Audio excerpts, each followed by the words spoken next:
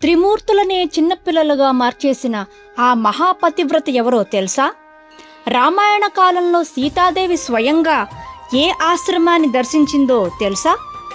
ఇప్పుడు మీరు చూస్తున్నదే చిత్రకూట్లోని అత్యంత పవిత్రమైన సతీ అనసూయ ఆశ్రమం.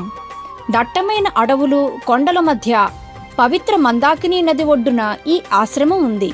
ఇక్కడే మహాసాధ్వి అనసూయాదేవి తన భర్త అత్రి మహర్షితో కలిసి నివసించింది.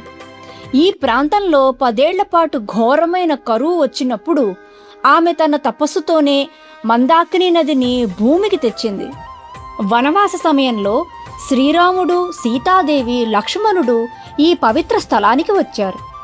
ఇక్కడే సీతాదేవికి అనసూయామాత పతివ్రత ధర్మాలను, విలువలను బోధించింది. ఈ దివ్యమైన ఆశ్రమాన్ని మీరు ఎప్పుడైనా దర్శించారా? మీ అనుభవాన్ని వెంటనే కింద కామెంట్ బాక్స్లో తెలియచేయండి. ఇలాంటి మరిన్ని ఆధ్యాత్మిక రహస్య క్షేత్రాల కోసం ఇప్పుడే మా ఛానల్ను సబ్స్క్రైబ్ చేసుకోండి.